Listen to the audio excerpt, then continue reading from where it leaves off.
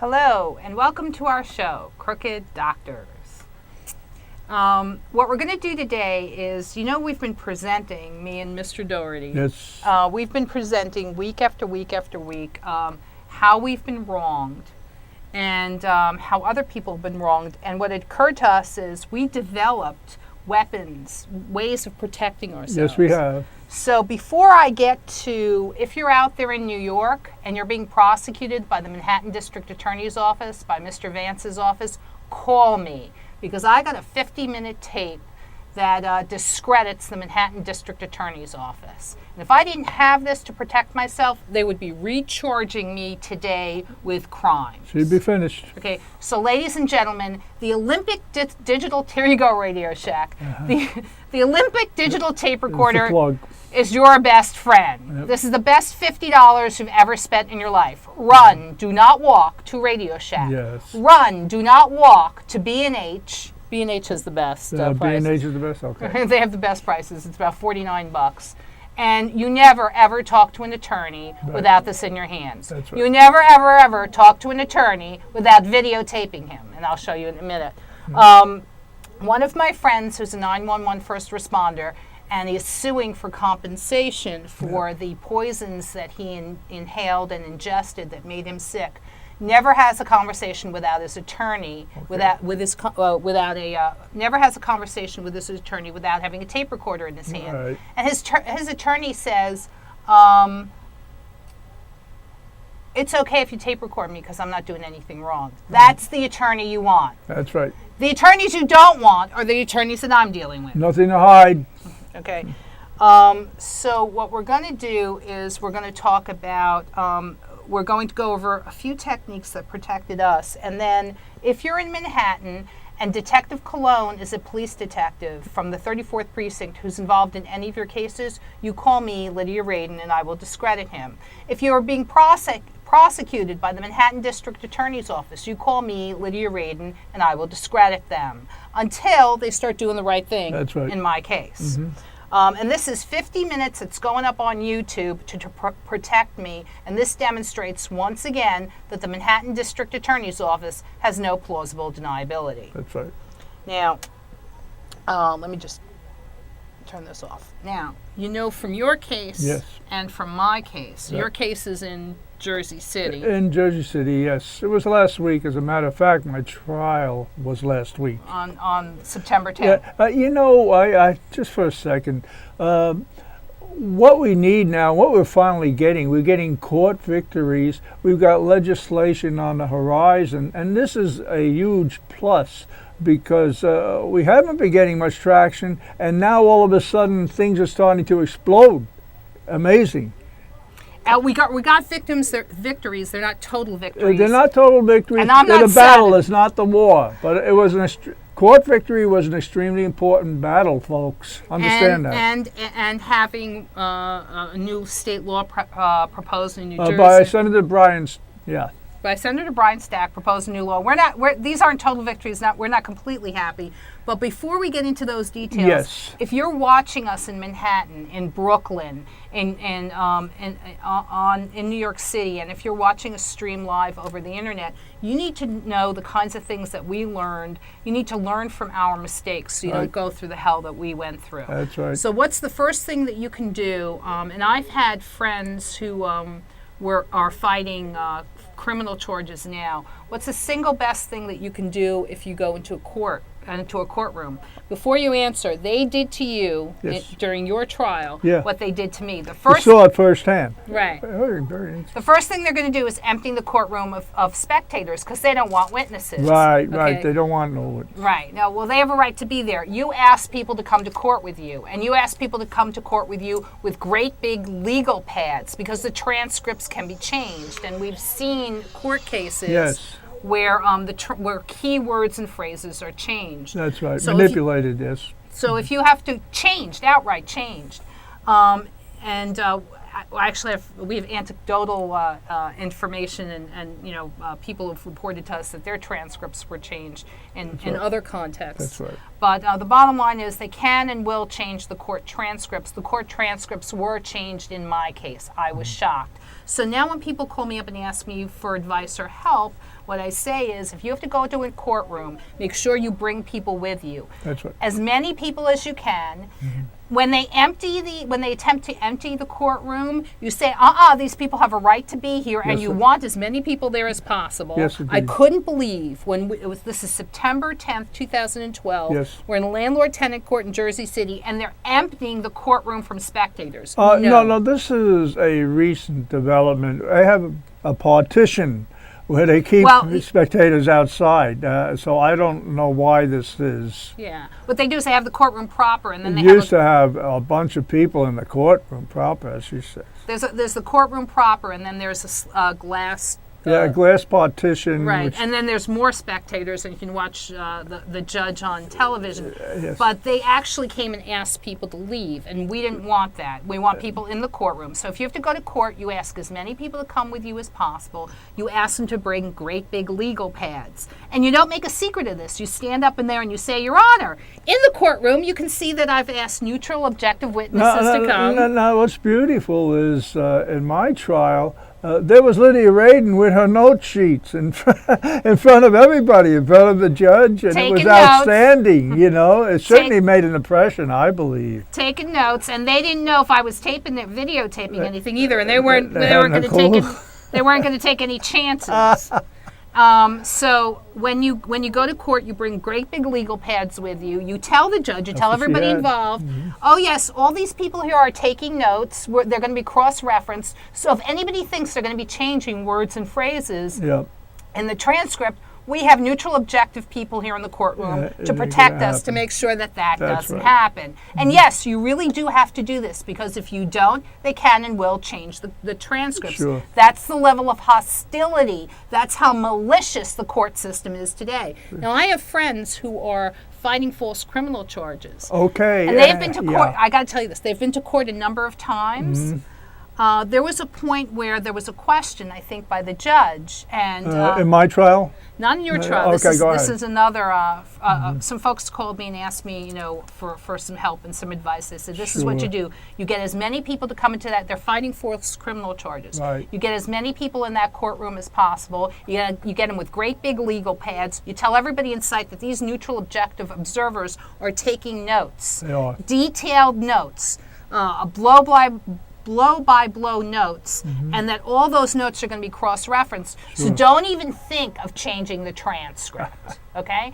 And there was a point when these folks that, these friends of mine there's a question, the judge asks a question, one of the neutral objective observers pipes up and reads from their notes, and then they say, oh yes, then they start cross-referencing. No, I had mentioned the court reporter to Lydia, Forget it. And she had a problem with that. What was that? Forget it. You guys think that the court reporter and the transcript is like... You know why? Because an attorney will say, would you read back? You see, and you feel, hey, this is legit.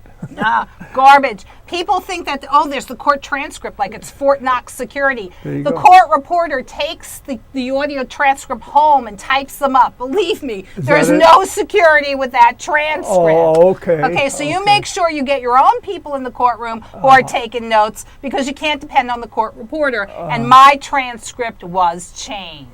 Okay, it's not unique to me. So the first thing you're going to do when you're fighting the corrupt system is you're going to bring your own neutral, objective observers into the courtroom, because this is how you're going to protect yourself. Right. You bring as many people as possible. It's not a secret. They sit up there with their great big legal pads, and you let everybody know that they're taking notes. No, you know something. I thought that Lydia sent me on a wild goose chase. She told me, she said, go home and get my laptop. It's only a hop, skip, and a jump. I came back to the courtroom with my laptop. Now, I was unaware you need permission.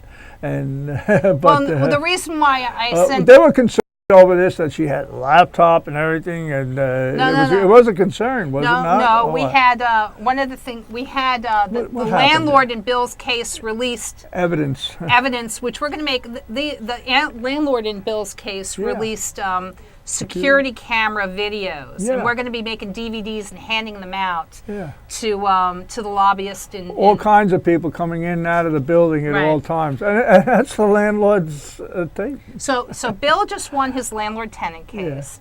And no, you bring neutral, objective observers into the courtroom. I was Sure. rather surprised Yes. during your trial Yeah, when there were other spectators in the courtroom there were. and they were asked to leave. Oh, there's a trial. Shush away. I was paying attention. I didn't follow it, but Lydia was in the audience, so she saw Yeah, it. they wanted I was unaware that this was happening. Right, because really. you were Yeah, I was up front. I was looking at the. right. You're so busy trying to worry about. You're right. My Okay, trial. so the first thing they do, and Interesting. they did this to me too, because this is a standard dirty trick. Really? Is that I was sitting there, and all of a sudden the court personnel are like shooing people away. They're going, "Oh, we have to have a trial. You have to leave now. Go away." I'm like, "No, they shouldn't be I didn't leaving." notice that ain't right. Yeah, they did the same thing in my criminal trial in Manhattan. They would make sure that anytime my case came up, it was always when there were as little people there as possible. You want as many people there as possible. You want them with great big legal pads. You want to make sure that everybody knows that you're neutral, objective observers, your friends, your family, anybody your priest, get everybody Sure. down to the courthouse. I'm really Yeah. serious. Yeah. And they're Yes. taking notes because that transcript can and will be changed. Mm-hmm. Now, they want you to think that, the court reporter in the transcript is like Fort Yes, Knox yes. Get security. into that, Lydia. We'll talk about that. But it's not, okay? So the next thing you're going to do is what Bill and I are going to do. Yes. In New York, you're going to go to the the name of the attorney in your case was Vince Ansetti. no, that's the good guy. No, that's a good guy. Oh, Benjamin Carfuckle is the landlord's attorney. Right. So you can He's no good. You can He's good for them, but not good for me. So first you're going to have neutral objective observers in the courtroom with legal pads. Then when the attorneys start doing some of the things that Mr. Garfunkel did in your case, and what happened to me, you're going to go to the Committee on Character and Fitness. You're going to go to the licensing boards, and you are going to complain. And the attorneys in New York, Yeah. the unemployment rate for attorneys is about 40%. I didn't know that. Is that a fact? Yes, it is. And so I'm sure that all the attorneys who are unemployed would be applauding the fact that we would disbar the attorneys who engage in dirty tricks. Oh, okay, wow. so the next thing you're going to do to protect yourself is you're going to go to the Committee on Character and Fitness. They'll try to send you someplace else to make complaints, I but see. you also make complaints there. In New York, the Committee on Character and Fitness is located at 41 Madison Avenue on the 26th Make floor. a note. And even though they will direct you to go someplace else to make complaints about your attorneys, any complaints you make should also go to the Committee on Character and Fitness. Okay. Then we've got a nice little law. People get all upset when your attorneys do bad things. But you know something? There's a lovely little law right here that I'm going to bring up for you. Let's see it. And what you're going to see is, whoops, here we go. There you go. All right. So what we're going to look at now is your best friend, There it is. which is, and I brought this up really quick before the show. This is McKinney's Judicial Law. This is New York State law. This is Judicial Law, Section 487, your best friend. So when your attorneys screw you, like my attorneys screwed me, Yeah. when your attorneys lie to hurt you, you do not get upset. What you do is, let me just bring this up. Yeah. Hold it, I want to make it, just 1 second here. Yeah. I just want to make this a little bit hairy. Center it. Yeah. Yeah, there we go. You're going to bring up, just 1 second, let me increase the magnification so everybody can see it. Okay, so this is your best friend to protect yourself. This is Judicial Law, Section 487, okay? And this is misconduct by attorneys. Wow. So when your attorneys lie in court and do all kinds of terrible things, you do Yeah. not get upset. What you do is, and I'm going to read this to you, an attorney or counselor who, 1, is guilty of any deceit or collusion, or Yes. consents to any deceit or collusion Right. with intent to deceive the court, that would be the judge, or any party, that would be me, he is guilty of, or 2, he willfully delays his client's suit with a view to his own gain, or willfully receives any money or allowance for or on account of any money which he has not laid out or becomes answerable for, he is guilty of, basically I'm gonna turn this into plain simple language. If your attorney is guilty of any misconduct, you invoke New York State McKinney's Judicial Law, Section 487, and he is guilty of a misdemeanor, which is a crime, and in addition to the punishment prescribed by the penal law, he forfeits to the party injured, that would be me, treble damages, that's triple damages, to be recovered in a civil action. Yeah. You can also get attorney's fees. So ladies and gentlemen, here's information you can use, okay? This is New York State Judicial Law, Section 487, misconduct by attorneys, okay? New York State Judicial Law, Section 487 is your best friend. Okay.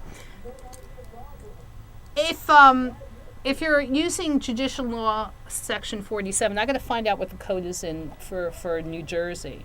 But when you've got an attorney like, the name of your attorney was Vince Ansetti. No, he's the good guy. Oh, Benjamin Carfunkel. The bad guy. The bad guy, yeah. The Landlord's lawyer. attorney. When they do to you what they did to Bill, which was basically they made up stories. And none of it was they true. lied. And So not only are you going to report them to the licensing board, and not only are you going to the Committee on Character and Fitness, or their direct analogy in New Jersey, and not only are you going to you're going to sue them for legal malpractice. Okay. Well, no, I would be. You have a good attorney. Yeah, Vince. Yeah, you're not going to sue him. I'm going to be suing my attorneys for legal malpractice. Oh yeah. Like Michael J. Redenberg, who deliberately lost my case. Double cross. Okay, so what you've got is you never talk to your attorney without a tape recorder. Good. In my case, you never talk to your attorney without videotaping it. All right. You never go to court without without neutral objective observers with legal pads in their hands that are taking notes. Right. When your attorney does to you what my attorneys do to me, the dishonest attorneys, you invoke Judicial Law Section 487. Okay. So you don't get upset. You get triple damages and attorney's fees, and you sue them for legal malpractice. Good. Okay. These are the kinds of things that you can do to protect yourself. This is not a broken system. This is an overtly corrupt system. Okay. So. I'm going to show you, my attorney is supposed to be filing an appeal in my case. Right. And my attorney... Did he blow it? What happened in that? He filed the appeal. Yeah. And the appeal is a deliberately false, it's a deliberate false... Was it manufactured? It's a false record. Okay. My attorney submitted an appeal that's a false record. Okay. It contains false statements of material fact. Sure. It contains deliberate omissions. And it contains shadings of the truth. Okay. My attorney's job is to lose my appeal.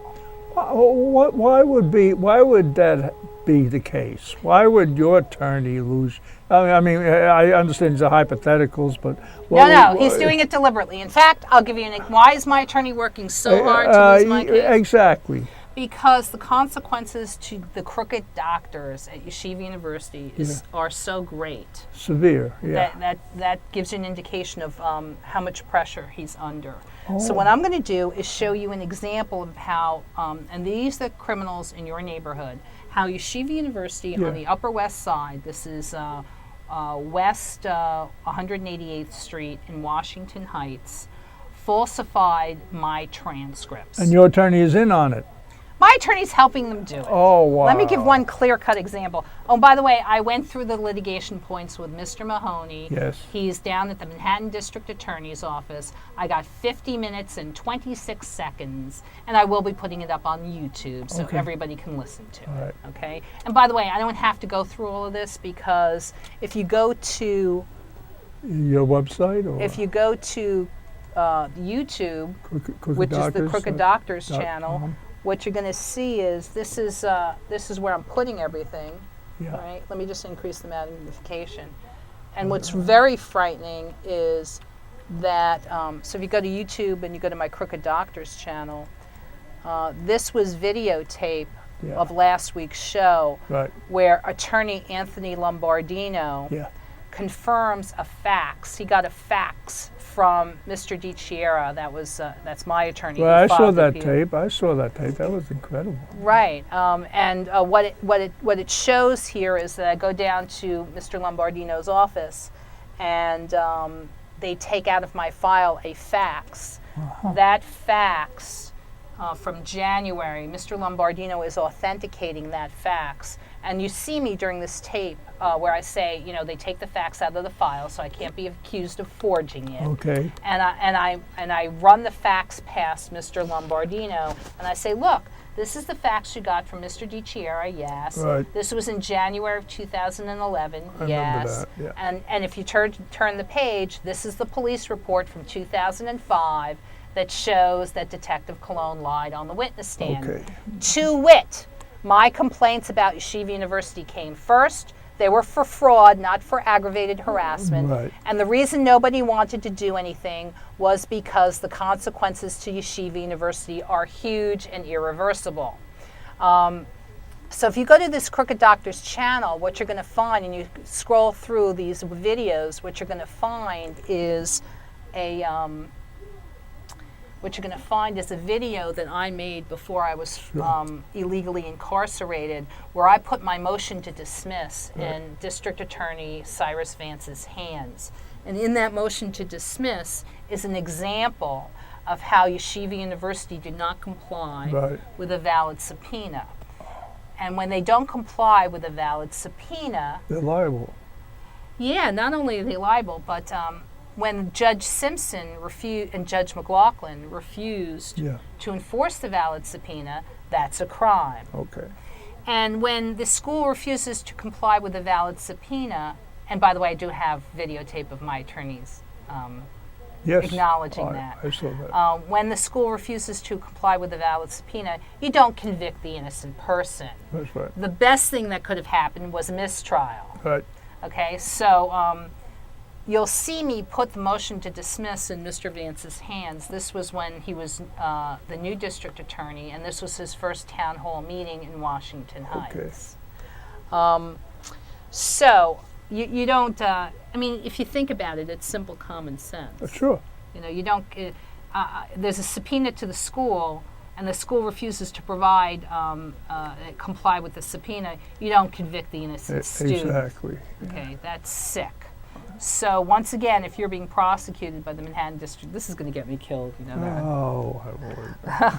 If you're being prosecuted by the Manhattan District Attorney's Office, please call me, Lydia Radin, and I can and will discredit them for you. Assistant District Attorney Alex Spiro is a liar.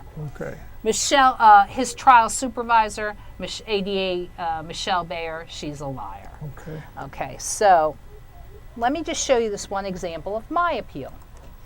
This is the appeal that was filed on September 11th, 2012. Yeah. And I'm going to show you how Yeshiva University falsified my transcript. Okay. Okay, so this is the appeal that was filed, and it's basically a false record. Right. It has false statements of material fact. It has shadings of the truth. Right. It has deliberate omissions. Okay. And it's done deliberately so that I will lose my appeal and be branded a criminal for life. Don't you love my attorneys? Aren't they wonderful people? Okay, so this is page 14. You can actually go down. Let me just read this to you. You can actually go down to, let me bring this down a little bit. You can actually go down to the appeals court and read it for yourself. Yeah. Okay, so what I'm going to do is I'm going to give one example, the easiest thing I can find. Here we go. Hold on. Here's this sentence right here. Yeah. She was asked to do work at Long Island Jewish Medical Center. Now that seems like a pretty innocuous statement, right? Mm-hmm. Pretty benign statement. She was asked to do work at Long Island Jewish Medical Center. Okay, that is a shading of the truth, and the reason why Mr. DiChiara did a shading of the truth was to cover up for the fact that my transcript has been falsified. Mm-hmm. My transcript is It was doctored. It was falsified wholesale. All right, good. This is my transcript. My transcript is not accurate or complete. And let's look at and it's not a confidential. I love this too. When I first asked for my records, Yeah. I was told that my records were confidential. Okay. Oh, I've seen that at the Grandview. I've seen that where I live. Yeah, confidential. Okay, my records are not confidential. It masks a multitude of sins. Yeah. My record and my transcript is not confidential. I can spend $2 and get a copy of my transcript, and I'll show you how it's been falsified. Okay. But my school records are my property as a constitutional issue. Just like if you're out there and you have a doctor, doctors like to deceive intentionally their patients into believing that their medical records are as confidential. Are sealed more. Are confidential information that belongs to the doctor. Doctor-patient relationship, right? Well, that's privacy. Okay. If your doctor is trying to deceive you into believing that those records are his property, he's lying to you. Oh, I see what you're getting at. The patient is the person who paid the fees to cause those records to be created and maintained. Yeah, patient's property, I see. So my school records, I paid the fees to cause my school records to be created and maintained. They're property that belongs to me. They're not property that belongs to the school. That's right. And just like in a directly analogous situation, that your medical records are not property that belongs to the doctor. Right. They're property that belongs to you. To you. Because you're the person who paid the fees to cause those records to be created and maintained. Okay. So the reason why Mr. DiChiara wrote this, she was asked to work at Long Island Jewish Medical Center. That's not true. And what I didn't ask to work. I was not asked to work at Long Island Jewish Medical Center. Yeshiva University has a requirement. You have to do research. Okay. So this was the Independent Scholars Project. Independent study. And I had to apply to work at LIJ. I see. I had to fill out a proposal. Right. I had to get permission from the school, the department, the hospital, and institutional review board. Okay. Because I was working with patients. And my transcript is inaccurate because it does not list my graduation project. And so what I'm going to do is show you my transcript, which is not a confidential document. Right. And I'm going to show you, if you go to Yeshiva University or its medical school, they can, will, and did falsify your transcripts. Right. So here's my transcript. And the first thing you're going to notice, which is the overall gestalt, is that, hey, look, I took all these classes, okay? I did not fail all my classes as a first-year student. Right. Okay? These are all the classes that I took. Missing from here, there's 1, 2, 3, 4, 5, 6, 7, 8, 9, 10, 11, 12 classes. There's 2 classes that are missing from here. And those are my genetics class and no, I'm sorry, not my genetics class, my ethics class and my medical statistics class. But down here, it says that there was a medical leave of absence. There was no medical leave of absence. There was no leave of absence of any kind. Period, right. Okay? There was no leave of absence of any kind. If there was a leave of absence, there would have to be a letter from me to my school, wherein I requested the leave. Yeah. And there would have to be a letter from my school to me granting the leave. Granting it. That's any way you go. That's the procedure. Yes. Okay. There was never a leave of absence. There was never a medical leave of absence. This transcript has been falsified. And, and by the way, if they wanted to put me on a forced leave of absence in July of 1996, then there would have to be a hearing. Of course, yeah. It's a trial, sure. There was no hearing. There was no hearing. Okay, this transcript has been falsified. Not only that, it's inaccurate because it doesn't mention my required graduation project. Sure. And Mr. DiChiara, my attorney, tried to hide that fact on page 14 of the brief that he submitted. We'll take this quick call because I want to get through this. Okay. Hello? Hello? Hello? Hello? Yes, you're on the air. Would you like to ask us a question? Can you hear me? Yes, sir, I can. Can you hear me? Yes, sir, I can. Go ahead and speak. Hello? Hello, we're here. Can you hear me? Oh, yeah. Well, what is your name? My name is Lidya Radin, and you called into the Crooked Doctors show. Did you have a question or comment? No, sorry. Okay. All right, so getting back to this. My Yeshiva University is, we're broadcasting in Manhattan. Yes. Yeshiva University has campus locations in the mid-30s on the east side. And uptown. Yep, uptown. They also have a Cardozo Law School. Yeshiva University is a school that that falsified my transcript. I was not on a medical leave of absence or any kind of leave of absence. The school constructively evicted me from my apartment on the campus, and it was not a dorm room. Right. It was an apartment. Private apartment. They changed the locks. They had no right to do that. And it is important because I was not living in a dorm. I was living in an apartment. Yeah. Okay. They might have, in the case law, they might have a reason to ask you to bar you from the dorms, but they can't bar me from my apartment. Right. They changed the locks illegally. They claimed they were breaking into my apartment because I was suicidal and they needed to find out how I was. I remember that, yes. They lied, and the Blue Cross Blue Shield insurance forms show that. They knew where I was, they lied. They lied to hurt me. So when they broke into my apartment, they knew where I was. There was no question about my whereabouts, and they created this lie to break into my home and bar me from my apartment illegally. Right. There was no leave of absence of any kind. This transcript has been falsified. And on this transcript, there is no mention of my required graduation project. Right. So, Another call. should we take this call? Yeah. Because I want to get through some of this. Right. Maybe Hello? Hello, Lydia. How are you? Hello? Yeah, Lydia. Yes. Our doctor is currently hiding. He knows, and I can't get his address. I need to find out from the medical board or whatever to find his new address and take action against him. It's a little hard to understand you. Can you repeat your question and talk a little louder and slowly into the phone?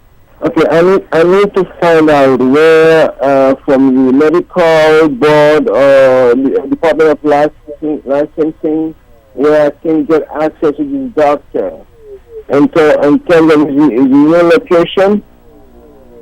And so I need to take action against him.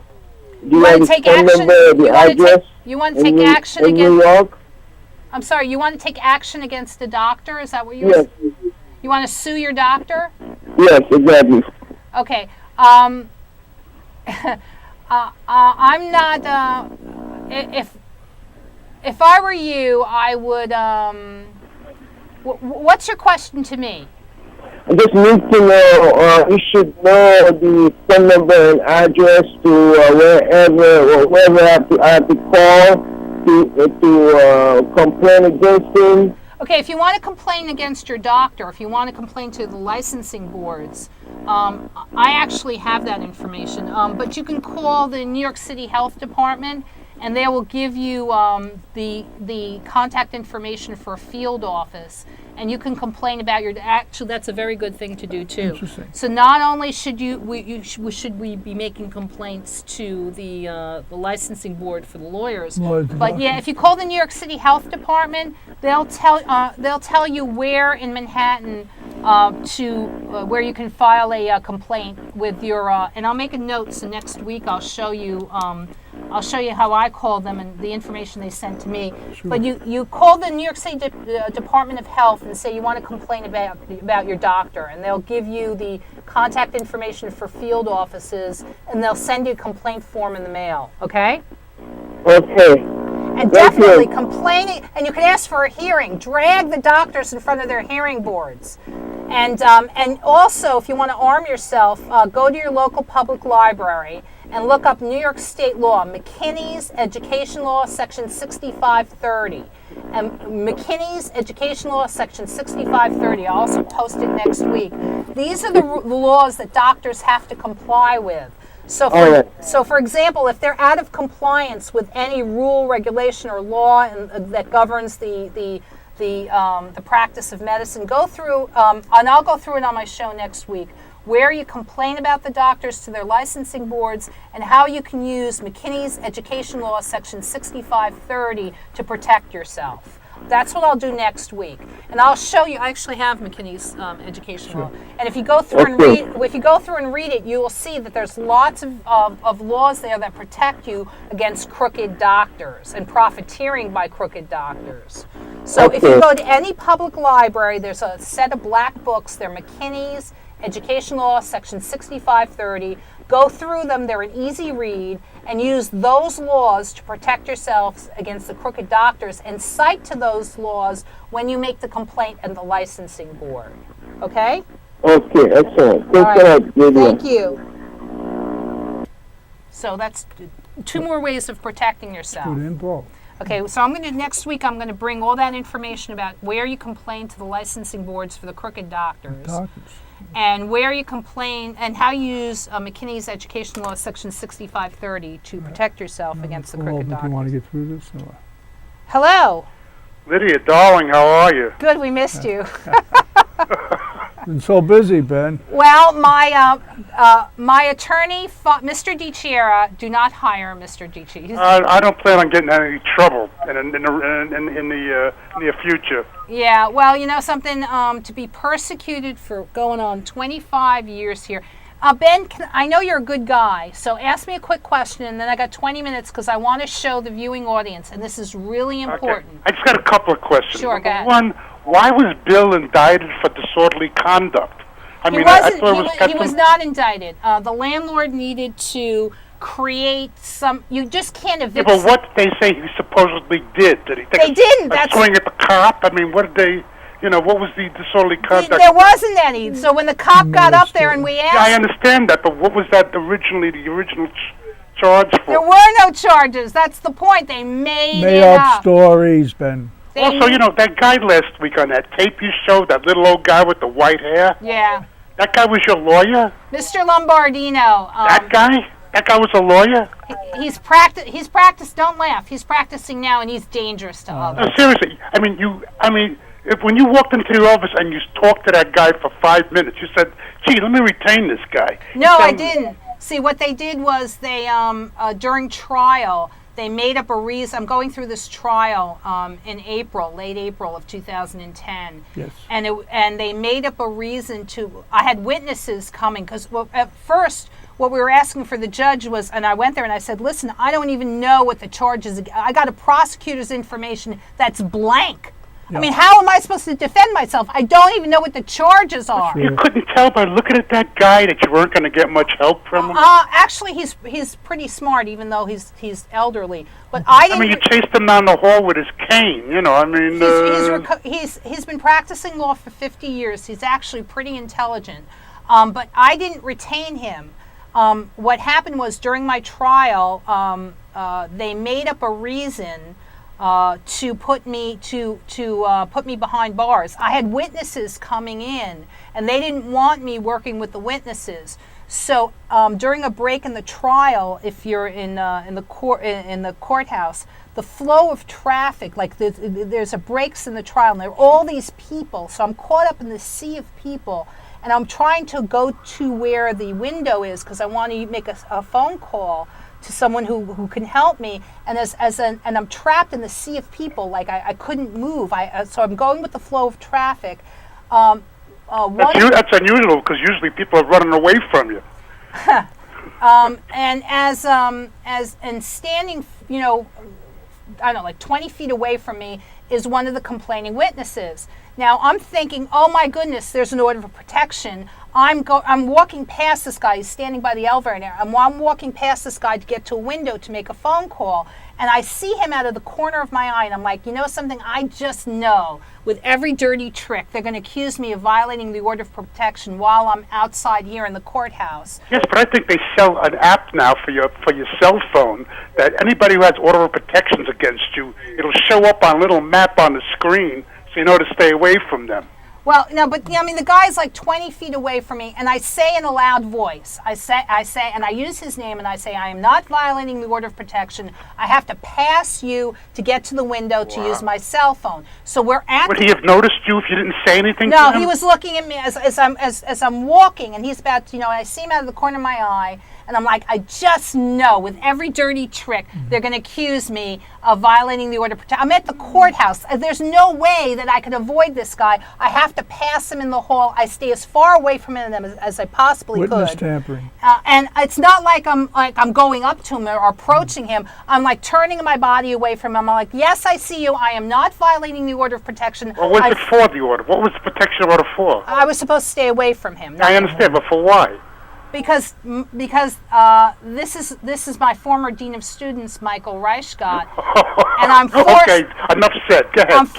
I'm forced to ask this man, please give me my records to show, because you're my dean of students, you sit on my promotions committee, and it's your job to know that I did not fail every class except for Todd Olson's anatomy class. So Dr. Michael Reichgott, my dean of students, could you please be so kind as to confirm that Yeshiva University, your employer, paid John Scarfone, Associate General Counsel, to go into federal court in 2006 and lie about me? And here's the obvious lie. In fact, Lidya Radin, the only class that Lidya Radin passed was Todd Olson's anatomy class. In fact, that's a lie. So I have to call Michael Reichgott and say, listen, you're my dean of students. It's your job to know what classes I passed, when I passed them. And I'm forced to contact my dean of students to ask for my records because they've been falsified. And here's one example. My educational records are falsified, my medical records are falsified, my financial records are falsified. So Dr. Reichgott claims that when the student has to contact him, because your relationship with the school is lifelong, they are keeping your records, you do have to request your transcript if you want a job. So I have to request this falsified transcript, which says there was a medical leave of absence. There wasn't any. And this falsified transcript, which doesn't have my required graduation project. The Independent Scholars Project, and I'll show you that right now.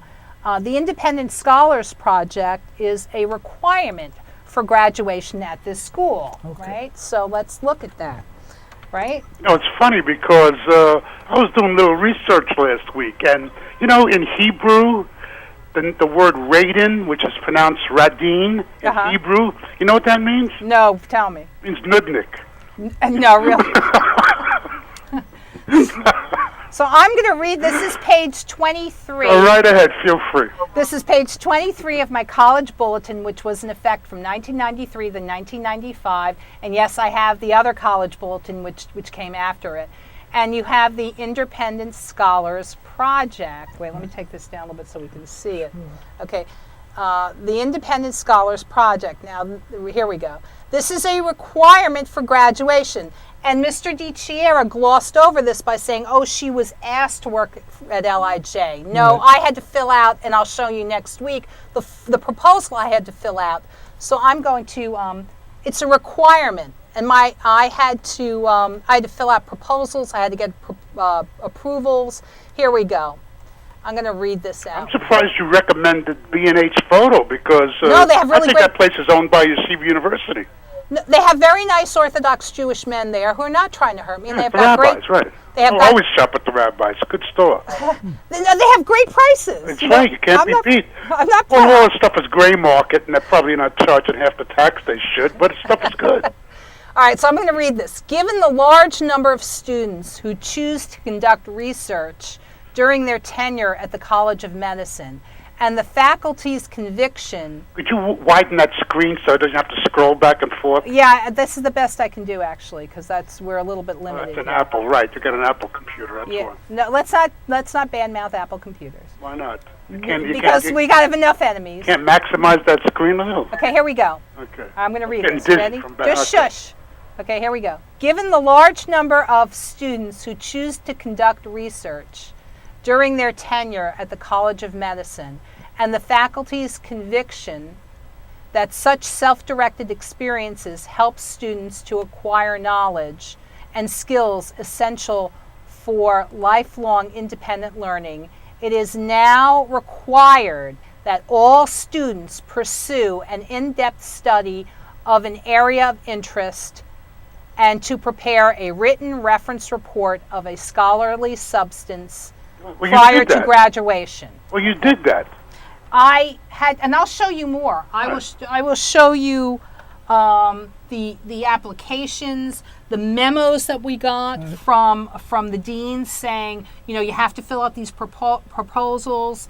You have to do an independent scholars project. This is a requirement for graduation. And one of the reasons I went to this school was because I was like-minded. I'm like, I think research should be a requirement for graduation. I did it at Long Island Jewish Medical Center, and guess what? My transcript is inaccurate because it doesn't contain that. And here is the rules. Here are the laws that govern, and I submitted this in federal court.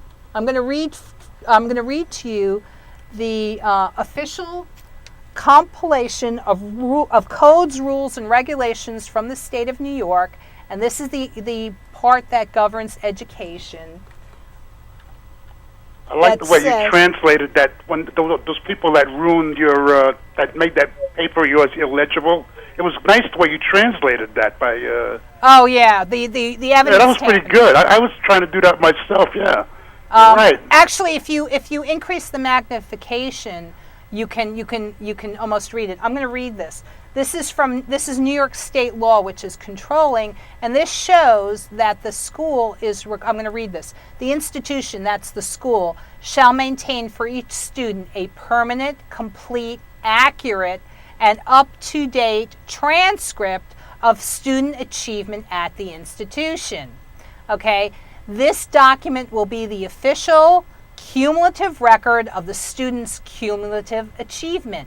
Copies shall be made available at the student's request in accordance with the student's stated policies or to agencies or individuals authorized by law to review such records. Okay? Isn't that just your grades, or is that all your awards and everything else? No, it says the language is the institution shall maintain for each student. Yeah, but the definition of cumulative achievement, is that just grades, or is that, you win awards for best this or that? It means it also just means your grades, and that's just your grades. No, it's not just your grades. If they wanted it to be just grades, it would be just grades. But they also have to, cumulative achievement means things like, your independent scholars project. I was on track to be a published author, a principal author on 3 to 5 original clinical research papers. And this was not easy work. This was original work.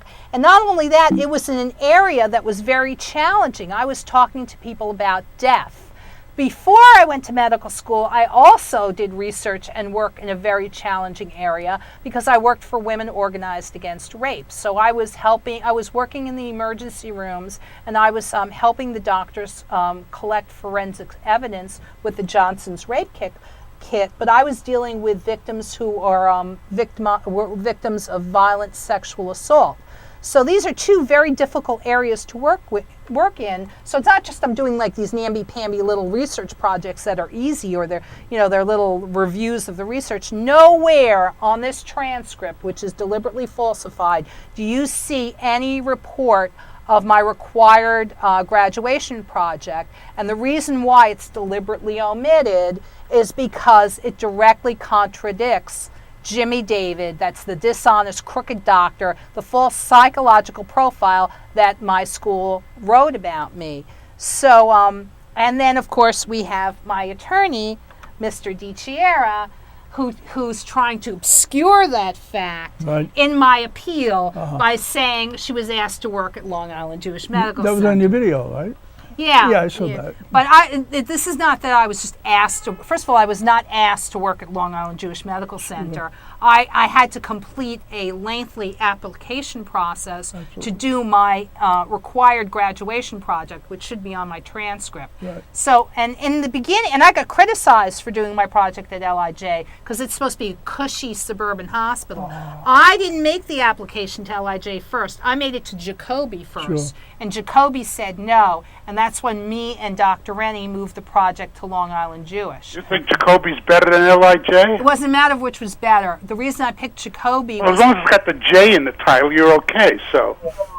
The reason I picked Jacoby was because I was looking for a better cross. I was looking for a hospital where I would get a broader cross section of people, different economic groups, different religions, different education levels, different jobs. Because I wanted as much as possible to get a cross section of people. I didn't just want, one class or one group, so I thought that if I went to LIJ, which is the demographics would be broader, because I wanted as much representation as possible. So that was the reason why we chose Jacoby first. They were a little more urban. They had a larger cross section. Cosmopolitan. They had a more cross section of people. They were afraid to do this project, and they even told Dr. Rennie that they were too afraid to have me tell the truth to patients. Sounds like a provincial college. Afraid to tell the truth to patients? Yeah, because my research project involved issues surrounding newly dead patients, and these were secrets that the doctors did not want to have exposed. Like what? This sounds I'm not going to talk about that. You should do a show on that. That's great. That'll come out. It was they didn't want patients to know the kinds of things that I was talking about, and they thought if I talked to them about it, they'd freak out. Absolutely. I was freaking out when you was telling that story about getting the blood all over you when you. I didn't just get blood all over me. I inhaled blood. I ingested blood. I inhaled blood. Jacoby was too cowardly to do this, so Long Island Jewish said, "We'll do it." And where do we fill out an application to nominate you for a Nobel Peace Prize? Please. Because right now what I got is every medical student since the dawn of time in the state of New York has never had a hearing before a life-altering event like suspension or expulsion from school. That's unconscionable that I have to get a public access TV program and knock on doors and make phone calls. And the district attorney's office, Mr. Mahoney, you should be ashamed of yourself. Because I discussed this with him today. You should be ashamed of yourself. And Ben Lawsky, who was at Andrew Cuomo's state attorney general's office, and now Ben Lawsky is a advisor to Governor Cuomo. You should be ashamed of yourself. So now I got to go to my governor out in Trenton and ask Mr. Christie to make a phone call to Governor Cuomo to say this is unconscionable. Could you please give students, medical school students in the state of New York, a written, published, faculty-approved hearing procedure that fully comports with the spirit of the law, just like the law school students have? That's right. That the medical profession itself should be ashamed that they control their subordinates through secrecy and fear. It's disgusting. Did Stack ever show up to that taping? Who? Stack. That's Stack. Oh, we'll get to him in a minute. But yes, we did do the 2 shows. Oh, he did it. No, we did do the 2 shows. Oh, you did the 2 shows. We did the 2 shows. Oh, but he didn't do the show.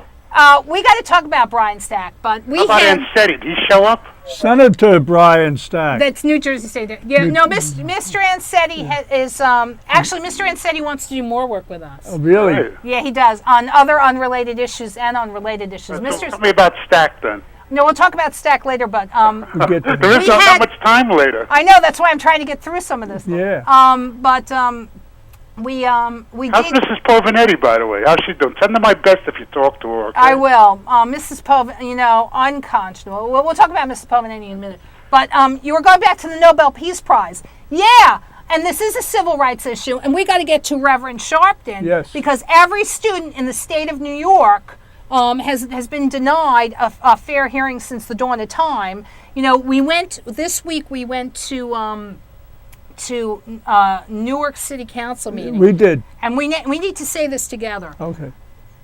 Newark City Council member Darren S. Sharif Yes. set an example of excellence for the world to follow when he went into a courtroom with Sam August to protect him against evil Judge Fast. Sure. Judge Fast is the judge who refused to uphold the law in my case. So from Jersey City, we exported him to Newark. Yeah. And Judge Fast knows that we're there because the two of us went into He saw us. He got a good look at us. Yeah, the two of us went into Judge Fast's courtroom in another case that was dismissed, so we didn't have that much to do. We just showed up and Judge Fast saw us and the case was dismissed and we left. The attorney involved was very nice. And he let Judge Fast know that we got a law proposed on the state level so that tenants can recover attorney's fees too. Absolutely. We went into the Newark City Council meeting. We did. They're going to give us that tape, and we made our own, which we'll show. And as I'm talking to the Newark City Council, like the room exploded. Oh, they did. Yes, indeed. They loved what we had to say. They loved it. And so we asked the Newark City Council to set a standard of excellence for the world to follow. Where do you stand with that thing with the taking photos at the marshal office thing? The U.S. Marshals, yeah. We got to talk about that. Look, if you don't want to talk about these things, I won't ask any. No, the U.S. Marshal. You know what's very serious is if You're just treading lightly, so they don't recognize you anymore, right? No, the U.S. Marshals, Mr. Witowski, you should be ashamed of yourself. I hope you're crucified. And Marshal Howard, you know, I hate to sound like a spaghetti western, Marshal Howard, but this town ain't big enough for it's between me and Marshal Howard, who knew since November of 2009 that I was telling the truth, and they used Shane Doyle like a stooge, like a patsy. That was really wrong, Marshal Howard. He's going to shoot me. Yeah. Marshal Howard's going to shoot me. Well, they scammed the U.S. Marshals. Next week's show, how Rikers Island scammed the U.S. Marshals. Absolutely. What you did to U.S. Marshal Shane Doyle was unconscionable, Mr. Howard. You're going to have to answer to me. That's right. Mr. Howard will shoot me. Thank God there are other marshals who don't want to see me dead. Oh, no, Marshal Howard will shoot me. He is so mad. I'm telling you, I am lucky to be alive. Between Detective Cajon and Marshal Howard, I am lucky to be alive. I think me and Billy are only two friends. Pardon me? I think me and Billy are only two friends. No, we have friends. Thank God. Okay. Thank God. But I got to tell you something on a very serious note, because we only have about a minute and a half Right left. ahead. If I didn't have videotape of Anthony Lombardino, he was preparing to make false criminal charges against me from those phone calls with Rikers Island. She always makes phone calls. She always makes phone calls. They would recharge me. Very seriously, they were preparing to recharge me. Interesting. If I could not defend myself, they would recharge me. And I didn't hire Mr. Lombardino. They put me in jail. So, like, I'm going through this criminal trial, and I walk out of the courtroom, and like 10, 15, 20 feet away is a complaining witness. I'm overwhelmed with what's happening. You know, Judge McLaughlin should be removed from the bench. Yes. And out of the corner of my eye, I see a complaining witness. And I'm like, I am not violating the order of protection, Dr. Reichgott. I have to walk past you. You're standing waiting for I have to walk past you to get to the window so my cell phone would work. And they claim I violated the order of protection. That's unconscionable. They drop-kicked me in jail. And Mr. Lombardino, I did not retain and didn't meet until I got out of Rikers Island.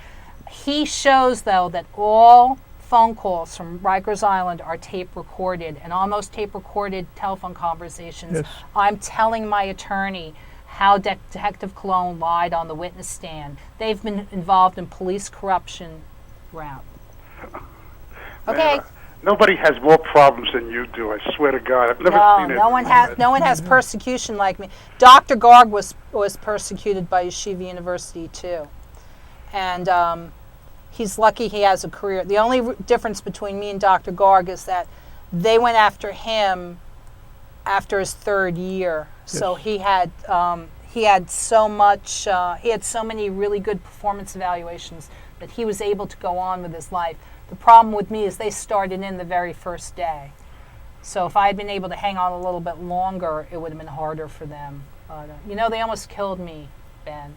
No, I can understand how, walking down the street, you worry about, is this person looking at me, or do I know that? Am I going to get robbed? But you got to walk down the street saying, do these people, anybody have a restraining order against me as I walk down the block?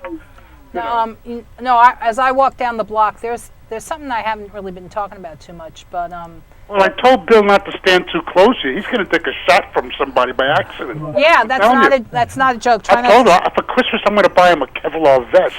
You know, already there. You know, I already have people saying, "Are you wearing a flak jacket?" Because you should. Well, look, come on. Come on. Who else but you is putting these people's names on TV? I mean, you're asking for it. No, I'm not asking for it. In fact, I mean, not legally asking for it, but realistically.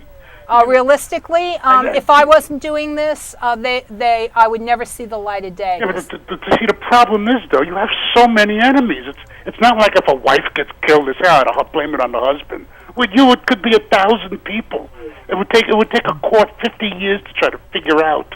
Well, who did it? No, it's not. It's actually limited. But my problem is Jimmy David and Martin Bachstein stalked me, and I'm the victim of stalking. But every week you have a new cause. I mean, come on, lighten your load a little.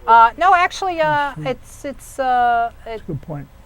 I don't think that I have a new cause. It's just this is what's coming out of it. But I'll tell you this: I like your little Nobel Peace Prize thing, because right now, I mean, there is the issue of, and I'm not against Yeshiva University or Torah College, but we all pay taxes, and our tax dollars go to promote private religious education at Orthodox Jewish schools, but not in any other school. So can you please show me the great big wall of separation?